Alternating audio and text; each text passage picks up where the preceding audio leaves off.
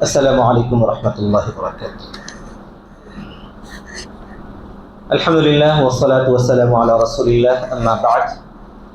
الحمدللہ نماز تراویح میں سوا پارے کی تلاوت ہوئی، اور اس طرح آج سورہ نساء کا کچھ حصہ اور بقیہ سورہ مائدہ پڑھا گیا۔ سورہ نساء کا جو حصہ نماز تراویح میں تلاوت کیا گیا، اس میں اللہ تبارک و تعالیٰ نے اہل کتاب کا ایک سوال ذکر فرمایا ہے۔ قرآن مجید میں جہاں پر بھی لفظ اہل کتاب آتا ہے، اس کا ایک عام مفہوم تو یہ ہے کہ وہ لوگ یا وہ مذہب والے جن کو پہلے آسمانی کتاب ملی تھی، لیکن عموماً اہل کتاب سے مراد یہود اور نصارہ ہوتے ہیں، کیونکہ اللہ تعالیٰ نے یہودیوں پر آسمانی کتاب نازل فرمائی، اسے تورات کہا گیا ہے، اور نصرانیوں پر آسمانی کتاب نازل فرمائی، اسے انجیل کہا گیا ہے، اگرچہ کہ ان لوگوں نے اپنی اپنی کتابوں میں کافی تحریفات کر دی۔ تو اہل کتاب نے، یعنی خاص طور پر یہاں یہود نے، نبی اکرم صلی اللہ علیہ وسلم سے ایک سوال کیا۔ اس سوال کا ذکر فرمایا۔ سوال یہ تھا کہ ہم پر ایسے ہی آپ کتاب لائیے، آسمان سے نازل کیجئے، جیسا کہ حضرت موسیٰ علیہ السلام پر کتاب مکمل صحیفہ ایک ساتھ نازل ہوا تھا۔ اسی انداز میں قرآن مجید یا جو آپ آسمانی کتاب اللہ تعالیٰ کی طرف سے بتا رہے ہیں، وہ اسی طرح ایک ساتھ اگر نازل کر کے بتائیں یا اللہ تعالیٰ کی طرف سے آپ کے پاس آئے تو ہم اسے مانیں گے، تسلیم کریں گے۔ اصل میں بات یہ ہوتی ہے کہ اگر کسی کو نہ ماننا ہو تو وہ مختلف ہیلے تراشتا ہے، بہانہ بازی کرتا ہے۔ تو یہی حال یہود کا تھا کہ وہ لوگ بھی بہانے تراشا کرتے تھے، ہیلے کیا کرتے تھے۔ تو اللہ تعالیٰ نے ان ہیلوں کا جواب نہیں دیا، بلکہ ارشاد فرمایا کہ ان کا یہ جو زوال ہے وہ انتہائی بھونڈا ہے، غلط ہے۔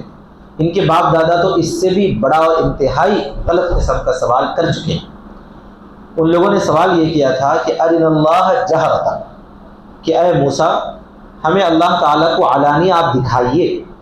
یہ سوال تو انتہائی غلط تھا، جبکہ اللہ تبارک و تعالیٰ نے ان میں سے چند افراد کو حضرت موسیٰ علیہ السلام کے ساتھ کوہ طور پہ بلایا تھا، اور وہاں موسیٰ علیہ السلام کو مکمل کتاب عطا کی گئی تھی۔ پھر بھی ان لوگوں نے نہیں مانا اور کہا کہ ہم کو اللہ کی بات سنائیے۔ اس سے آگے بڑھ کر کہنے لگے کہ اللہ تبارک و تعالیٰ کو ہم اپنے انسان کی آنکھوں سے دیکھنا چاہتے ہیں۔ تو اللہ تعالیٰ نے جواب میں ارشاد فرمایا کہ فَأَخَذَهُمُ الصَّاعِقَةُ بِظُلْمِهِمْ، ان کے اس حرکت کی وجہ سے یہ بہت بڑا ظلم انہوں نے ڈھالیا ہے اپنے اوپر، ان پر ایک بجلی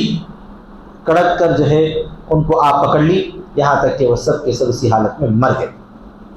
پھر اللہ تعالیٰ نے موسیٰ علیہ السلام کی دعا سے ان کو زندہ فرمایا۔ تو اللہ تعالیٰ اس واقعے کو یاد دلا کر ارشاد فرماتے ہیں کہ جیسے ان کے باپ دادا ایسے بھونڈے سوالات کیا کرتے تھے، وہی حال نبی صلی اللہ علیہ وسلم کے زمانے کے یہودیوں کا بھی ہے کہ انہوں نے بھی اس طرح کے سوالات کیے ہیں۔ ان سوالات کی کوئی اہمیت نہیں ہے، اگر ان کو ماننا ہو تو قرآن مجید کے اللہ کا کلام ہونے کی بہت سارے دلائل موجود ہیں۔ اللہ تعالیٰ نے تھوڑا تھوڑا کر کے نبی صلی اللہ علیہ وسلم کی ذات اقدس پر قرآن مجید کا نزول فرمایا ہے، اگر وہ مانیں گے تو ان کے لیے بھلائی ہے، کامیابی ہے۔ پھر اس کے بعد ان کا اور یہ بھی ذکر فرمایا کہ ان یہودیوں کا تو یہ حال ہے کہ اتنی غلطیاں ان کے باپ داداؤں نے کی، اور جس کو نبی صلی اللہ علیہ وسلم کے زمانے کے یہودی بھی مانتے بھی ہیں اور اس کو ان کی غلطی نہیں تسلیم کرتے ہیں، بلکہ وہ ان کے کارنامے کے طور پر ہی گناتے ہیں۔ تو اللہ تعالیٰ نے ارشاد فرمایا ہے کہ اس زمانے کے یہودیوں نے یہ بھی کہا تھا کہ ہم نے حضرت عیسیٰ علیہ السلام کو نعوذ باللہ قتل کر دیا ہے، وَقَوْلِهِمْ إِنَّا قَتَلْنَا الْمَسِيحَ عِيسَىٰ ابْنَ مَرْيَمَ، اور ان کا یہ جملہ انتہائی غلط اور انتہائی جو ہے نامعقول تھا، کیونکہ اللہ نے فرمایا وَمَا قَتَلُوهُ وَمَا صَلَبُوهُ، کہ حضرت عیسیٰ علیہ السلام کو نہ انہوں نے قتل کیا، نہ انہوں نے ان کو سولی دی، وَلَٰكِنْ شُبِّهَ لَهُمْ، بلکہ اللہ تبارک و تعالیٰ نے اس معاملہ ان کے اوپر مشتبہ کر دیا، کسی دوسرے آدمی کو انہوں نے جو ہے پکڑ لیا تھا، قتل کیا تھا، سولی دی تھی، یا ان کی جگہ پر اللہ تبارک و تعالیٰ نے اس دوسرے آدمی کو رکھوا دیا۔ اس طرح پر وہ لوگ اپنے آپس میں یہی سمجھنے لگے کہ حضرت عیسیٰ علیہ السلام کو ہم نے سولی دے دی۔ تو ان کی انہی حرکتوں کی وجہ سے اللہ تعالیٰ نے ان پر دنیا میں بھی عذاب مسلط فرمایا، اور آخرت کا عذاب بھی ان کے لیے مقرر ہے۔ پھر عیسیٰ علیہ السلام کے تعلق سے یہاں پر یہ بیان فرمایا ہے کہ اللہ تبارک و تعالیٰ نے ان کو اپنے پاس زندہ صحیح سلامت اٹھا لیا ہے اور وہ آسمان میں اللہ تبارک و تعالیٰ کے پاس زندہ اور صحیح سلامت ہیں۔ حضرت عیسیٰ علیہ السلام کے متعلق جو عیسائیوں کا عقیدہ ہے اس عقیدے کی بھی آگے وضاحت کر دی گئی۔ کیا عقیدہ تھا ان لوگوں کا؟ وہ لوگ عیسیٰ علیہ السلام کو یہ کہا کرتے تھے کہ ثالث ثلاثہ،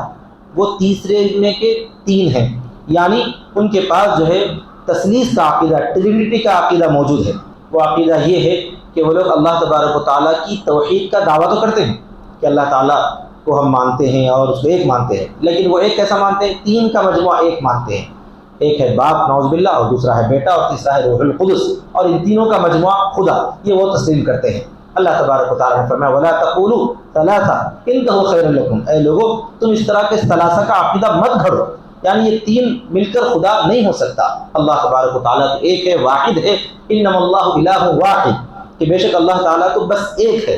اور اللہ تبارک و تعالیٰ کافی ہے، کارساز ہے، اور یہ تین کے مجموعے کو خدا کہنا یہ تمہاری باتیں سراسر غلط ہے۔ انتہو خیر لکم، تم باز آ جاؤ، تمہارے لیے بہتر ہے، تم اس غلط عقیدے کو چھوڑو۔ تو عیسیٰ علیہ السلام کے تعلق سے دونوں کے غلط عقیدوں کا ذکر کر دیا گیا اور یہ پیغام دیا گیا کہ ان غلط عقیدوں سے باز آ جانا چاہیے۔ یہودیوں کا عقیدہ کہ نعوذ باللہ وہ جو ہے غلط تھے، اور یہودیوں نے کا یہ دعویٰ کہ ہم نے ان کو قتل کر دیا، نعوذ باللہ من ذالک، اللہ تبارک و تعالیٰ نے اس کی تردید فرمائی۔ اور اسی طرح عیسائیوں کا عقیدہ جو تثلیث کا یا ٹرینٹی کا ہے، اس عقیدے کی بھی تردید فرمائی گئی اور قرار دیا گیا کہ یہ عقیدہ سراسر غلط ہے اور اللہ تبارک و تعالیٰ کی توحید کے بالکل خلاف ہے۔ پھر اس کے بعد ارشاد فرمایا لن يستنكف المسيح ان يكون عبدا لله ولا الملائكة المقربون۔ عیسیٰ علیہ السلام کے تعلق سے عقیدہ یہ ہے کہ مسیح، حضرت عیسیٰ علیہ السلام کا نام مسیح بھی ہے، مسیح جو ہے اللہ کے بندے ہیں، اللہ تبارک و تعالیٰ کے وہ بیٹے بالکل نہیں۔ اللہ تعالیٰ نے کسی کو اپنا بیٹا نہیں بنایا، اللہ الصمد، وہ بے نیاز ہے، اس کا کوئی بیٹا نہیں ہے، نہ اس کا کوئی باپ ہے۔ اور حضرت عیسیٰ علیہ السلام کا اللہ کا بندہ ہونے پر ان کو جو ہے کوئی عار یا کوئی شرم نہیں تھی، بلکہ وہ اس پر بہت زیادہ خوش ہیں۔ اللہ کا بندہ ہو کر ان کا اعزاز ہے، ان کے لیے یہی تو سب سے بڑی اعزاز والی اور فخر والی بات ہے۔ اور اسی طرح پر دیگر جتنے فرشتے ہیں، مقرب ہیں، وہ سب اللہ کے بندے ہیں اور انہی میں ان کے لیے اعزاز ہے۔ پھر فرمایا کہ دیکھو اگر تم یہ بھونڈے جو عقائد پیش کرتے ہو اس سلسلے کی اگر کوئی دلیل ہو تمہارے پاس تو لاؤ پیش کرو۔ ظاہر سی بات ہے کوئی دلیل نہیں، صرف اپنے ذہن میں پیدا ہونے والے خیالات ہیں، خواہشات نفس ہیں اور خیالات ہیں، انہی خیالات کو انہوں نے اپنے عقائد بنا لیے ہیں اور اسی کا پرچار کر رہے ہیں اور اسی کو پھیلا رہے ہیں، اسی پر مضبوطی کے ساتھ جمے ہوئے ہیں۔ اللہ تعالیٰ نے مسلمانوں کو حکم دیا ہے کہ ان غلط عقائد سے جو ہے باز رہو، تمام انسانوں کو حکم دیا ہے، خصوصاً یہود اور نصارہ کو بھی، کہ ان غلط عقیدوں سے باز آ جاؤ تاکہ تم کامیاب ہو جاؤ۔ پھر اس کے بعد جو ہے سورہ مائدہ ہے۔ سورہ مائدہ میں اللہ تبارک و تعالیٰ نے سب سے پہلے حلال و حرام کے احکام بیان فرمائے۔ ارشاد فرمایا ہے حرم علیکم المیتہ والدم ولحم الخنزیر،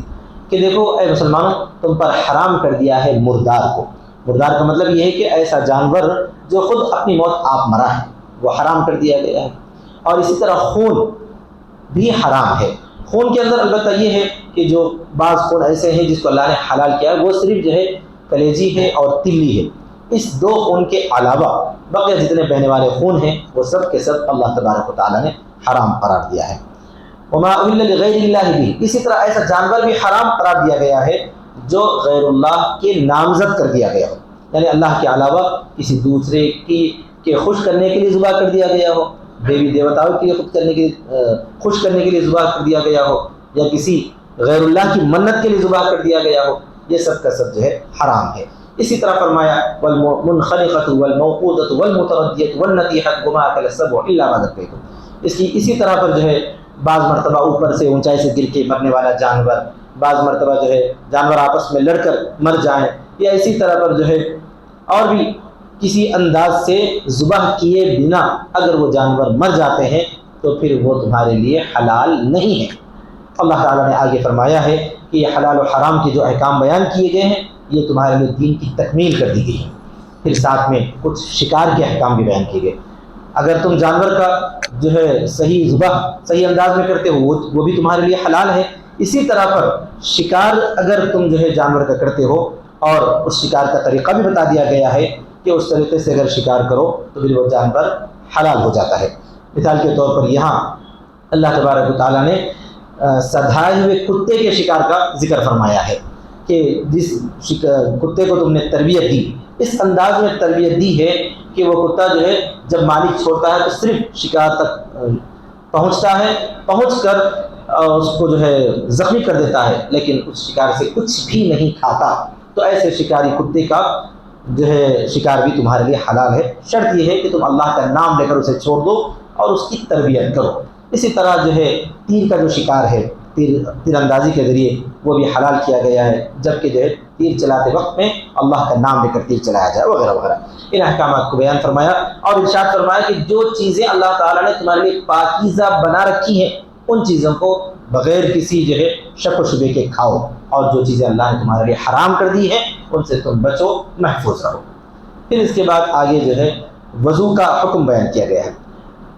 وضو کا حکم یہ ہے کہ اے ایمان والو، جب تم نماز کے لیے کھڑے ہو تو تمہارے لیے وضو کرنا ضروری ہے، اور وضو یہ ہے کہ چاروں فرائض اس میں بیان کیے گئے ہیں۔ چہرے کا دھونا ہے، اسی طرح دونوں ہاتھ کوہنیوں سمیت دھونا ہے، سر کا مسح کرنا ہے، دونوں پاؤں ٹخنوں سمیت دھونا ہے۔ یہ وضو کے فرائض کا ذکر کیا گیا، اور احادیث مبارکہ میں سنت کا جو طریقہ ہے نبی صلی اللہ علیہ وسلم نے کر کے بتایا ہے، اسی طریقے سے وضو کرنا سنت ہے۔ پھر اس کے بعد یہ بھی حکم فرمایا اگر تم کسی ایسی جگہ ہو جہاں پر پانی ہی نہ ہو اور دور دور تک تمہارے لیے پانی دستیاب نہ ہو اور تمہیں نماز پڑھنے کا وقت آ جائے تو اس وقت اللہ تبارک و تعالیٰ نے تمہارے لیے پاک مٹی سے تیمم کرنے کو حلال رکھا ہے۔ وہ یہ ہے کہ پاک مٹی سے جو ہے تیمم کیا جائے تو تمہارے لیے نماز جائز ہو جاتی ہے۔ اللہ تبارک و تعالیٰ نے آگے فرمایا کہ ما جعل اللہ لکم من حرج، کہ اللہ تعالیٰ تمہارے لیے کوئی حرج نہیں بنانا چاہتا، یعنی کوئی تنگی نہیں کرنا چاہتا، بلکہ اللہ تعالیٰ تمہارے لیے سہولت اور آسانی عطا فرمانا چاہتا ہے۔ تو اللہ تعالیٰ نے مٹی کو پانی کے قائم مقام کر کے پانی کی جگہ میں صرف مٹی پر اگر ہم ہاتھ ماریں گے اور چہرے پر ہاتھ پھیر لیں گے، دونوں کوہنیوں تک جو ہے ہاتھوں پر ہاتھ پھیر لیں گے، تو یہ اللہ تبارک و تعالیٰ نے ہمارے جسم کو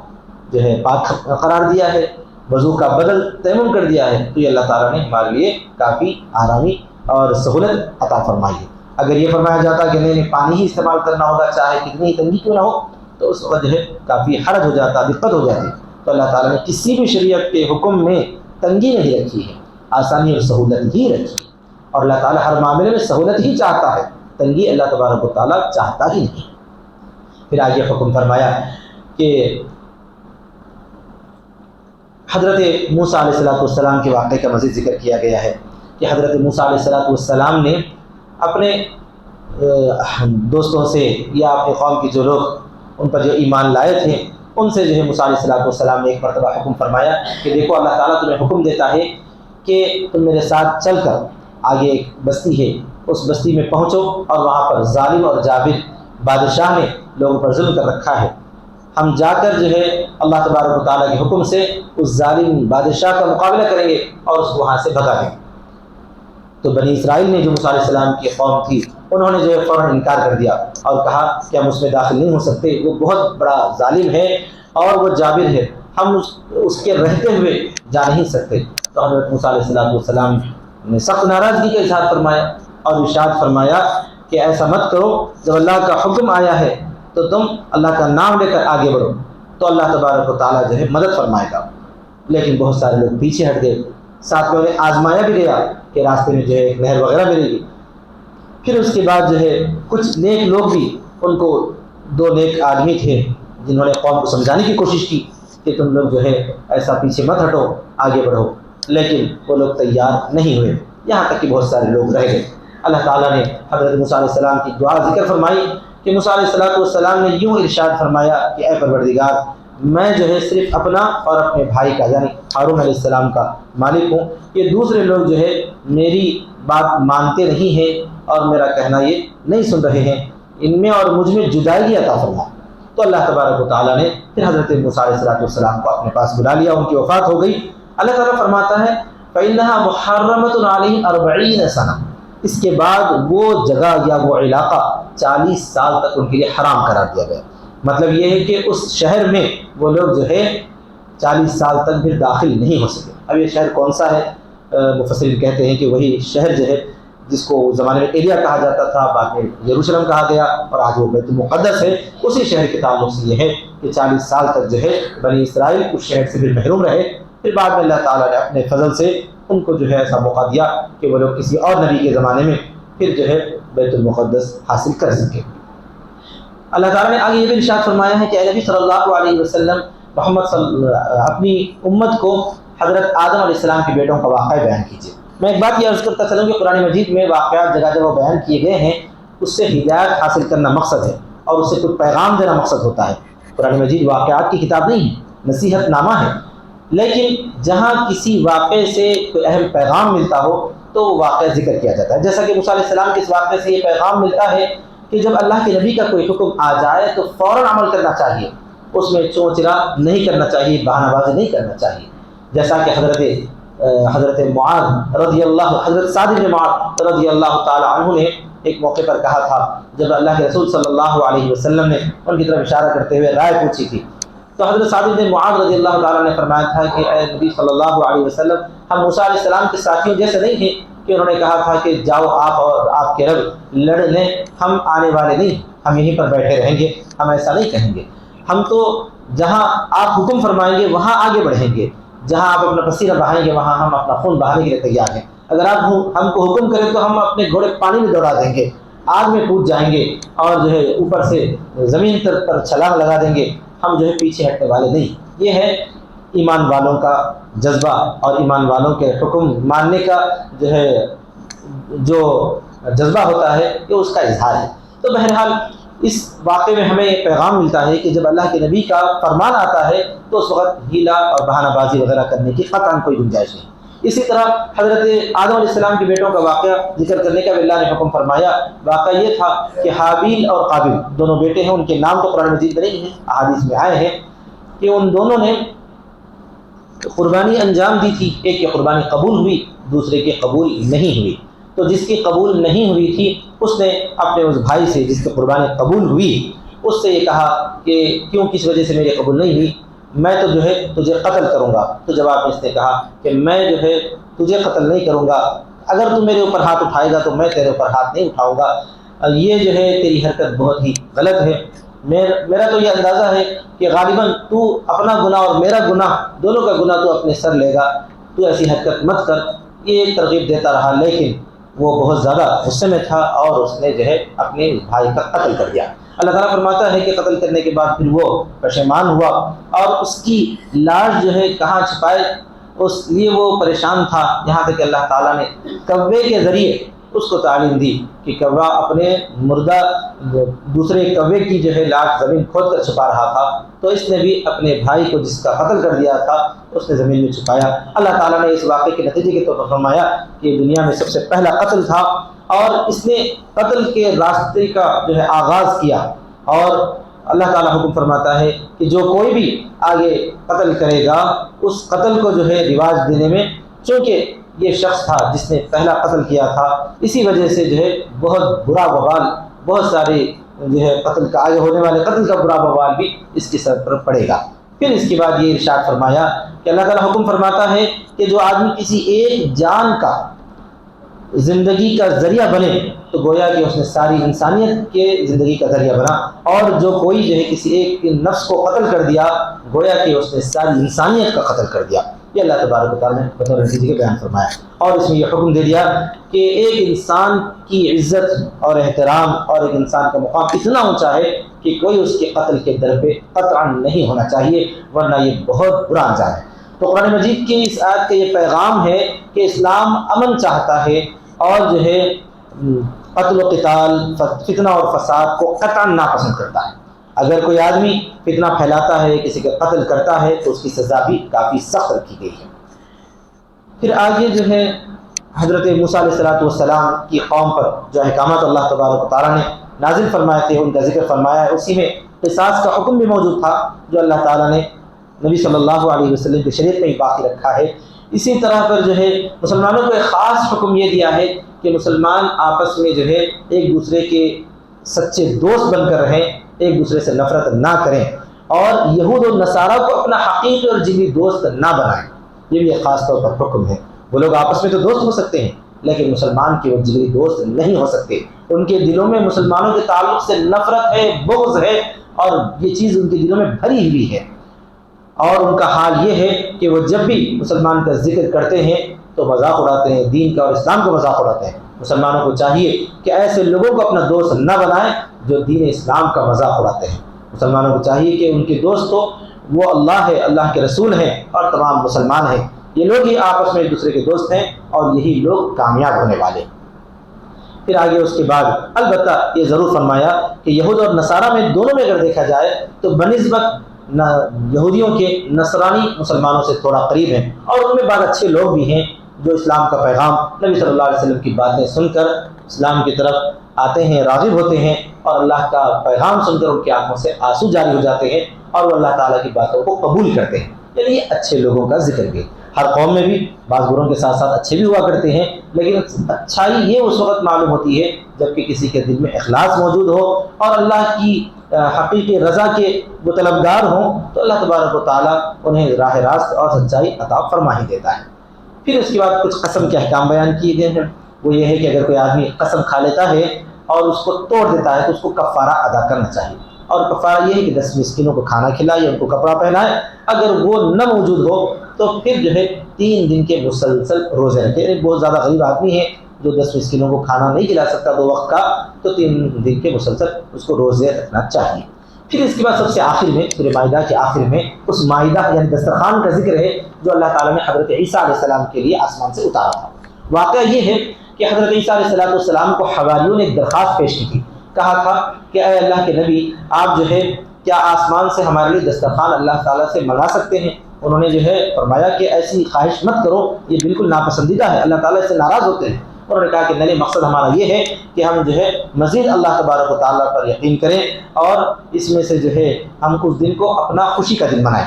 تو اللہ تعالیٰ سے حضرت عیسیٰ علیہ السلام نے دعا کی، پھر اللہ تعالیٰ نے آسمان سے دسترخوان اتارا اور اس دسترخوان میں مختلف قسم کے کھانے وغیرہ تھے۔ پھر اللہ تعالیٰ نے فرمایا کہ جو آدمی ناشکری کرے گا تو میں اس کو بڑا سخت عذاب دوں گا،